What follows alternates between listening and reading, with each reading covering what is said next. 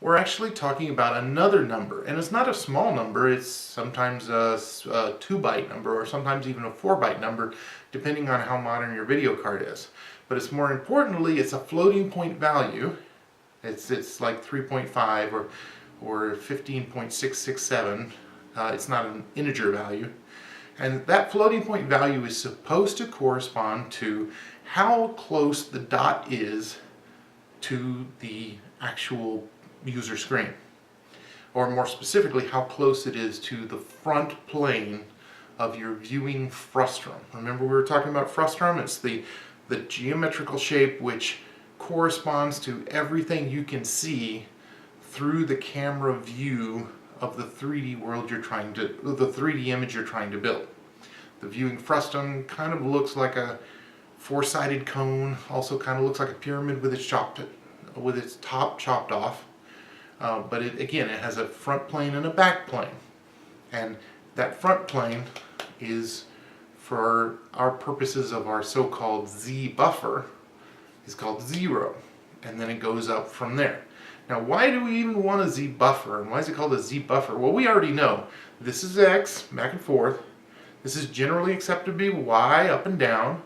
And this is Z, in and out. Whoa, I'm in 3D now, aren't I? And so this concept is us recording when we draw pixels on the screen in 3D, not 2D. Not only what the color of that pixel is, but how far away from the front plane the pixel is. Why do we do this? Well, because it's actually quite awesome. It means that if we use the Z buffer, we don't have to care about what order we draw in. I've got two objects, two hands that I have to draw in my 3D view. One is closer than the other. One obscures the other. There is occlusion from one to the other. This one is occluding or obscuring this one, right? So as 3D objects, which one do I draw first? Well, if we use our Z buffer, which again is just built into the video card, and we don't really have to worry about it, we don't care which hand gets drawn first. Because the fact is that this hand is closer to you, closer to the display, than this hand. And as such, using the Z buffer ensures that this hand will always overlap this hand. Got it? That's what a Z buffer is good for. And it's free, it's built into every video card, it's really awesome. You know, you have to actually work not to use it. And that's exactly what we're doing here. Because here's the sneaky trick. The sky is supposed to be really big, but our skybox is actually just a simple box that we kind of centered around our camera. And this skybox that we've built, we're going to turn off the Z buffer and then draw the skybox. What is this going to do? It's going to make the Z buffer not update when we draw the skybox. Therefore, when we draw anything else on the screen, it will think that that thing is closer to us than the skybox. In other words, by turning off the Z buffer, we ensure that the skybox is always the farthest thing away from our field of vision, even though it's actually not very big. That's a cool, neat trick that we're using to ensure that our skybox looks good and always falls outside of the rest of the geometry of our world. So for that, we do depth stencil state none, and then we call the map draw skybox. We'll look at that function. And then we, of course, re-enable Z buffer, and we draw the actual map, which is to say we draw the various boxes that make up the world space we're in. Then, of course, we do player draw all, which we'll dive into it and probably find out pretty quickly that we don't actually do any drawing, because what is the player? It's a camera on a stick, an invisible stick at that. So there's nothing currently to be drawn, but I'll bet that, you know, if we do want to do something like draw a gun or other aspects of a first-person shooter that we expect in a first-person shooter, then we could theoretically draw something in this function. And then finally we draw the particle system. Okay? So that is our game1.cs. Normally at this point in our project, you would find us running the program and understanding everything there is to understand about what we've created. But no, we've got a lot more code to explore here. Game1.cs holds it all together, but it's really the skeleton upon which our creature is based. So now we've got to get into the heart and lungs, metaphorically speaking. Okay, the next thing that I want to look at is map.cs. Let's double click on map.cs in our Solution Explorer and call it up here. Map.cs is an object. It is within namespace FPSBoxy. It's called map, and it's got a lot of interesting things in it. So bear with me, we'll dig through it carefully line by line. So first things first, we've got public const ints of map width and map height. Why do I do this? Because there's a lot of places in my code I would reference how wide the world is and how long the world is, and I don't want to have a bunch of magic numbers cluttering up a place that I forget to change if I want to make the map bigger or smaller. So I've made these public const int values called map width and map height to help me make sure that my map is always consistent whatever I want its size to be. And then of course this cell size reflects what we'd already seen. When we loaded up del.ce, we fired it up and found that the cube that made up the basic object of our world was 100 on a side. And then our player radius, which tells us, or at least lets us try to make it so that our player has a width. We have a shoulder width. We can't actually push ourselves so far into the wall that our nose is halfway through the wall. We want to still be on the side of the wall. Alright, so player radius is used so the player can't get too close to a wall. That's what it's there for. Now we have a commented out section, which is how I used to have the arena. But this is the actual data that defines the arena. And you may have seen this before if you've done any of the assignments that we did in 2D games. We build a world out of a simple two-dimensional array. In this particular case, let's explore this two-dimensional array and what it means. We've got a map array floor height. That's the name of the two-dimensional array. And we instantiate it with new int map width map height, and we initialize it. We fill in the initial values of it with this huge bank of data. And what is this huge bank of data telling us? Well, it's got numbers for each square, and those numbers go from 0 to 10. So here's the way I wanted to play it, is 0 to 10 is a height value. What we're looking at is the two-dimensional map of the grid of our world. And the height value is how far in the y direction, up or down, each individual box that makes up the world is.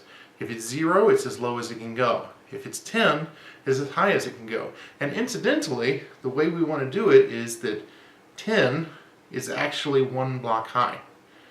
Well, there's an assumption here that I made, which then means that if each block is 100 high, and this is 10, then these numbers are basically 1/10 of the actual height that we're moving up and down. Just keeping that in mind. We still want the blocks at 10 to touch the blocks at 0 so that it appears like there's no gap. See, there's a gap there. You'll see the gap. Don't want that gap. So notice that we have some things going on, like here. Actually, I think I can do this better. Here, what looks like a ramp, and that ramp is actually in the game. We can go back and see it. But here's where we described the ramp. And notice also that the edges are all 10s, meaning that we've got high blocks or walls around the edges of our maze. This is the sum data. This data plus the actual individual block texture, block geometry and texture that we made is how we make our world. And then we've got something else. We've got another two-dimensional array. It's called map array BBox, which is short for bounding box.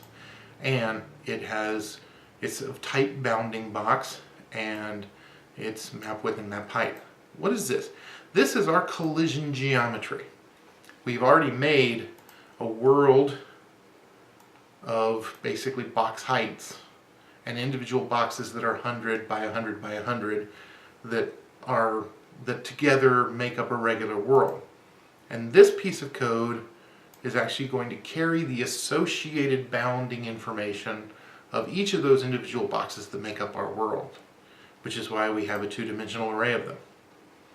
We've got a model cell model, and we've got a model skybox.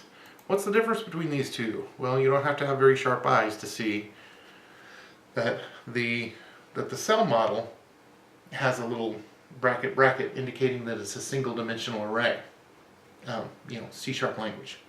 And so we're going to have we're going to have more than one cell model. We're going to have more than one block model, which we already kind of knew. But we're only going to have one skybox, so there's no need to make that an array. So remember when we were talking about, we were running through and we bumped into the door and the door moved down and let you step on it and that kind of thing, and it had a green flame or something coming out of it. Well, that's this. This is 5 doors, and I actually have num doors equals 5 here. And not only that, but we then have an array of door states. So let's right click and go to definition, because we can see the door. Notice that we have a brand new .cs, a door state.cs here. And it's really tiny. We don't actually have much going on here. All we've got is namespace FPSBoxy, class door state, and what does class door state contain? It contains an x value, a y value, and their integers, and a floating point closed amount.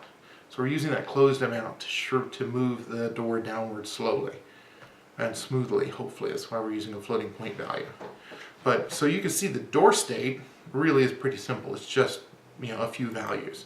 And we've got an array of them, 5 of them, one for each of our 5 doors. Alright, so here's the actual constructor for map. And as you can see, it's not uncomplex, but we'll go through it step by step. It'll be okay. So here's our public map. Got to pass in a content manager, almost certainly because we're loading up our 3D models here. And of course we need a content manager to help us load up anything. So and that's basically the first thing we do, is we create the cell model array and we load up wallbox 1 and wallbox 2. Then we load up the skybox the same way. And then here's where we initialize all the bounding boxes. So we've seen this before. We'd go through a two-dimensional array by a nested loop of 2 loops. So we're going through every point in this array and saying map array bounding box dot max is a new vector 3. Map array bounding box dot min is a new vector 3. And that's how these bounding boxes work. They have a 3-space maximum and a 3-space minimum. And wherever those are is the size, is the length, width, and height of that bounding box in 3-dimensional space.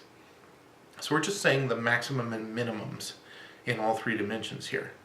And for x, we're saying x times cell size plus cell size divided by 2. And the reason we do plus cell size divided by 2 is, remember, our boxes center around 0, so they're plus 50 to minus 50. But our map actually starts at 0 and goes upward from there. So to go from negative 50 to positive 50 and shift it to 0 to 100, we add 50, which is the same as cell size divided by 2. And you notice we do that exactly the same for the z direction, which we call y here because this is a loop of this map, which is like, in this map, imagine that we're looking at top down. There's no actual y value, so y equals z. Could be a little confusing. Try to bear with me. And then finally, for our actual y value for our minimum and maximum bounding boxes, we say our map array floor height x comma y times 10. So map array floor height, that is our two-dimensional array. So here's where we're getting our height data for each of the cells of the floor. And by the way, we're multiplying it by 10 because, as I said before, in the array I have the height values as 0 to 10. And remember, the actual box is going to be 0 to 100, so multiply it by 10 and we get 100. And here we init the doors, and all we're doing is making sure that each door is a created object, and closed amount equals 1. I bet that closed amount will equal 0 as soon as the door is fully open. And then there are extra values for the 5 doors, which are where they're located in the map, and that's the X and Y values here. Alright, so we have done the constructor for map, and that was a big challenge. Update is a little bit less code, but it's more single-minded, but it's still kind of complicated. What we're doing here is adjusting the bounding box for doors, which we'll do constantly even though we don't really have to. And we'll drop the door if we need to drop it. And here's where we make the blue flame come out of the top of the door. We haven't really gotten into particles yet, at least not so much, but we will. So here we go, looping through the doors. Here's map array bounding box, and we're setting it to a vector, and the X and the Z are the same, but our Y is calculated as cell size times door closed amount. So remember, when our door was closed, it was at 1. 1 times cell size is 100, so basically it's at the top. And then as we do closed amount goes down, times 100 is still going to go down. That's how we shrink, especially since this piece of code is how the door actually goes down over time. Remember, the Game1.cs update calls the update of everything else, including the map update. And what this map update is doing is it's seeing if a door is on its way down, continue to make it go down until it is at 0.1. Notice this math helper clamp function takes an argument of what it is and its maximum and minimum boundaries, and make sure that it stays within the maximum and minimum boundaries. That's what a clamp function does. So I'm using clamp function to make sure the door doesn't go too low or too high. And then here's where we actually generate particles for the top of the door to make that kind of green line thing. And that's it. That's all there is to update map. It's kind of important, but it's really all about those doors. If we didn't have those doors, update map wouldn't do much at all. And then here's draw, which is also fairly straightforward and simple. All draw is going to try to do is draw all the boxes that make the world. For each cell of the map array, two-dimensional loop. If the cell is not a door, then H is how high it is. And we go through all the doors and we check to see if the square we're looking at happens to be where a door is. Well, don't draw a regular box, draw a door box. And do the correct thing. That's what this index 1 is. Index 1 is for a door box, index 0 is for a normal wall floor box.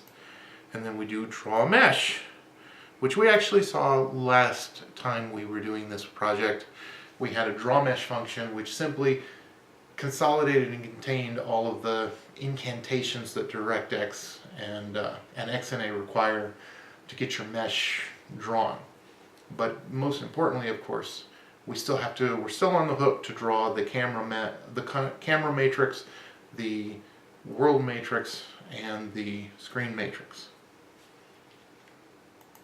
Okay, so we've drawn, inside this loop, we've drawn all 20 times 20 equals 400 boxes of our world, making special attention so that we draw the doors when we're drawing a door.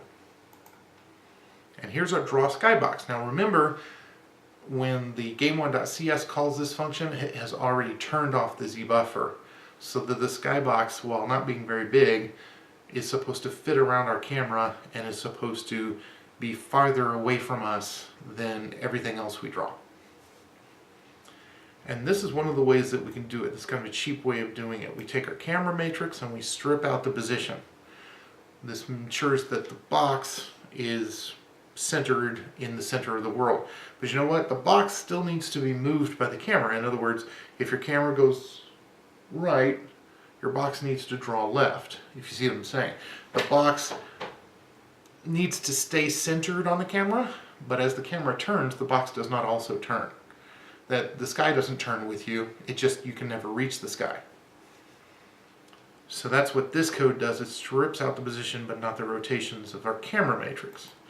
And then it does what is basically a standard draw, doing these transforms in the skybox copy and this for model mesh and for basic effect and enable default lighting, and then add the 3 matrices, which includes matte, which is, we got it from the camera matrix, but it's not actually a camera matrix at all. It's the object matrix. It's the object matrix for the skybox, which is supposed to basically just fit around the camera. That's why we use the camera matrix.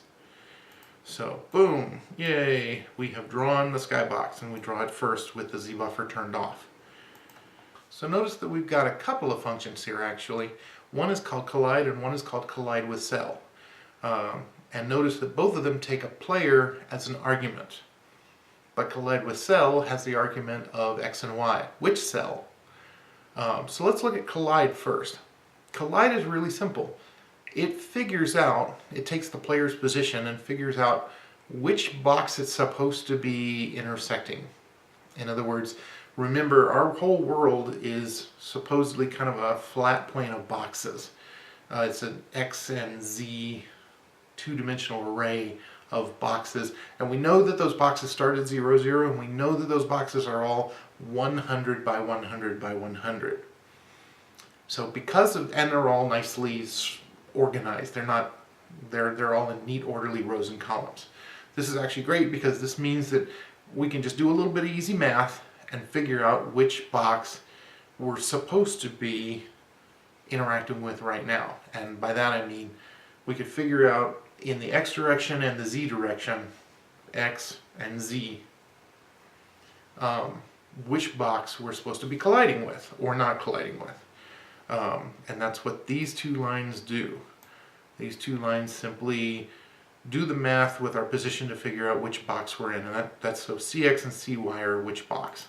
And then our code here loops through not all the boxes. And it also doesn't loop through just the box we could be standing on. It actually loops through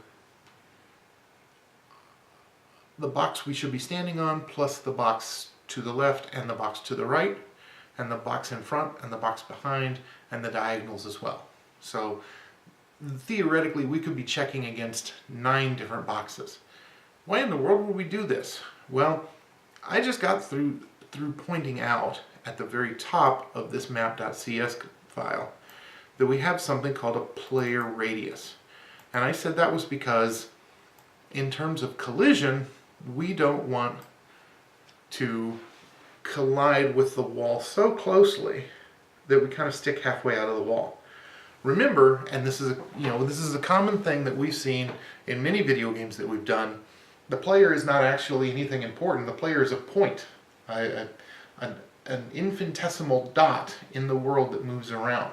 And the reason that the player appears to have width and height is because we draw a sprite, we draw an image of the player, and then we also collide in such a way that the player does not go halfway through the wall. And we want to do that in 3D as well. Just because we're doing 3D doesn't mean we don't want to avoid going halfway through every wall. So we're going to use that player width. And just like with 2D, our trick here is not to make the player's dot have width and height, but to make the objects that they collide with a little fatter. In fact, the same extra width as the player's half width should have been. In other words, the collision boxes that we collide against in our world are bigger than the actual visible boxes we appear to be colliding against. And it's bigger by the amount or the width of half of our body. So that we can collide in a more reasonable way without actually having to do something complex like making the object have actual width and height. In this case, what we're doing is we're building a collision box around each of these cubes that we could be colliding with. And those collision boxes are all going to be slightly wider than we actually see them being. The collision boxes that are invisible are slightly wider than the visible boxes of the world. And because of this, we could theoretically be in a position where we're colliding with more than one box at a time because the boxes are overlapping. So that's why we're actually trying to collide with as many as 9 boxes in our maze. And we're going to call collide with cell on each of them to make sure that we move correctly and do not move into or do not accidentally penetrate any of the boxes of our world. This is how we do collision detection and resolution in this particular game.